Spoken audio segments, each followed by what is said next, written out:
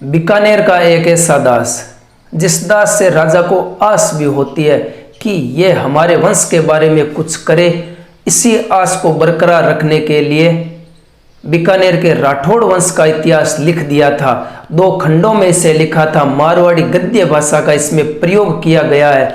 इसमें बीकानेर में जब राठौड़ वंश की स्थापना होती है, वहां से लेकर सरदार सिंह का राज्याभिषेक होता है, तब तक का इतिहास इस पुस्तक के अंदर, इस ग्रंथ के अंदर लिखा हुआ है। और भी इनकी रचनाएं हैं, जैसे कल्पद्रुम, आर्य खयान, पंवार दर्पण दर्शन, सुजस बावनी, और इनका जन्म है वो कुड़िया गांव बीकानेर के अंदर होता है। आज इसी दास की बात करेंगे।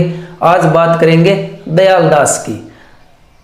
राजस्थान इतिहास के अंदर एक टॉपिक है प्रमुख इतिहासकार। इसी वीडियो को आगे बढ़ाते हुए आज हम बात करने वाले हैं दयाल दास के बारे में। दयाल दास के बारे में जितनी भी परीक्षा की दृष्टि से महत्वपूर्ण बातें हो सकती है, वो सभी बातें आपके सामने रखने की कोशिश करूंगा। कम समय में यह ज़्यादा जानकारी आपको देने का वादा करता हूं, और जितना याद हो सके आपको उतना याद करवाने की भी कोशिश इसी वीडियो के अंदर करने वाला हूं।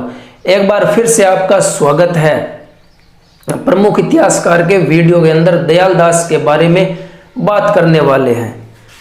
अगर मैं दयाल दास जी की बात करूं तो दयाल दास जी का जन्म 1798 के अंदर होता है।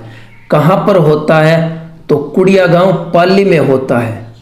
अरे पुड़िया नहीं रे, कुड़िया गांव पाली। कुड़िया गांव और पाली कैसे? बीकानेर। बीकानेर के कुड़िया गांव के अंदर दयाल दास जी का जन्म होता है। और दयाल दास जी बीकानेर के राजाओं का शासनकाल देखा था। बीकानेर के 4 राजाओं के शासनकाल के दौरान दयाल दास जी थे। कौन कौन? सूरत सिंह, रतन सिंह, डूंगर सिंह के समय बीकानेर में बीकानेरी भुजिया फेमस हुए थे। सरदार सिंह। इन राजाओं का कार्यकाल दयाल दास जी ने अपने जीवन काल के अंदर देखा था। रतन सिंह के कहने पर ही रतन सिंह ने कहा था कि आप बीकानेर के राठौड़ों का इतिहास लिखा जाए आपके द्वारा, आप ही लिखे। दयाल दास जी रतन सिंह के बड़े विश्वास पात्र इतिहासकार थे, और रतन सिंह ने इन्हें कवि राजा की उपाधि भी दी थी। दयाल दास जी को कवि राजा की उपाधि किसके द्वारा दी जाती है तो रतन सिंह के द्वारा कवि राजा की उपाधि दयाल दास जी को दी जाती है। और रतन सिंह के कहने पर ही दयाल दास री ख्यात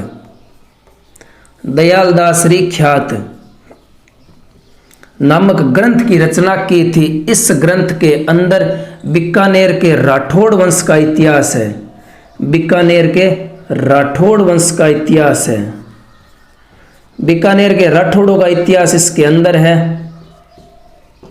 इसमें जब बीकानेर के अंदर राठौड़ वंश की स्थापना होती है, जब बीकानेर के अंदर राठौड़ वंश की नींव पड़ती है, वहां से लेकर बीकानेर के राठौड़ों की शुरुआत से लेकर सरदार सिंह का जब राज्याभिषेक होता है, तब तक का इतिहास इस पुस्तक के अंदर, इस ग्रंथ के अंदर लिखा हुआ है। और ये 2 खंडों के अंदर है। दयाल दास कितने खंडों के अंदर है तो 2 खंडों के अंदर है। एक हो गया दयाल, एक हो गया दास। आपसे पूछ ले कि दयाल दास री ख्यात कितने खंडों में है? 2 खंडों में है।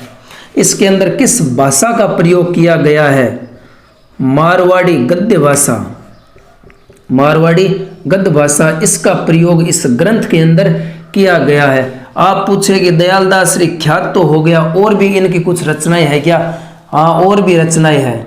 इनकी और भी रचनाओं के अंदर जिक्र आता है आर्याख्यान, एक है कल्पद्रुम, सुजस बावनी,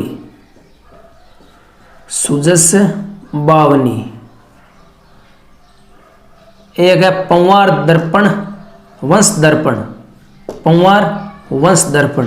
ये सभी रचनाएं किनकी है तो ये सभी रचनाएं हैं दयाल दास जी की। एक बार फिर से थोड़ा याद कीजिए। बीकानेर का एक ऐसा दास होता है जिस दास पर राजा को बड़ी आस थी कि ये हमारे बीकानेर के राठौड़ वंश का इतिहास लिखे। तो दयालदास जी के द्वारा बीकानेर के राठौड़ वंश का इतिहास लिखा जाता है। दयालदास जी के द्वारा इस ग्रंथ को लिखा जाता है। इसमें बीकानेर के राठौड़ वंश की जब शुरुआत होती है बीकानेर के अंदर, वहां से लेकर सरदार सिंह का जब तक राज्याभिषेक नहीं होता तब तक का इतिहास इस ग्रंथ के अंदर लिखा हुआ है।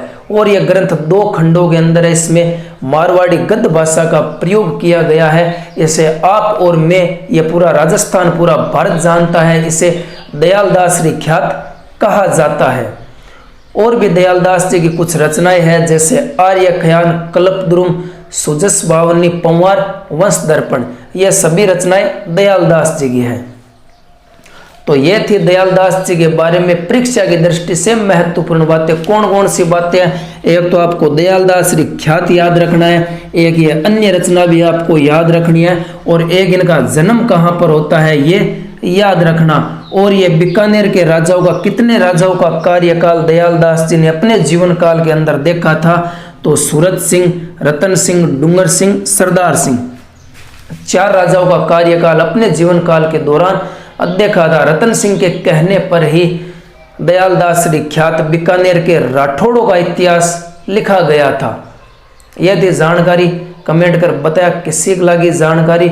अगर आपको याद हो गई हो तो वीडियो पर लाइक कर देना, कमेंट जरूर करना, आप अपने मित्रों के अंदर शेयर करना, और अभी तक आप इस परिवार के अंदर नहीं जुड़े हो तो चैनल को सब्सक्राइब करके बेल आइकन को प्रेस कर देना, ताकि मेरे द्वारा जब भी नया वीडियो डाला जाए वो सबसे पहले आप तक पहुंच सके।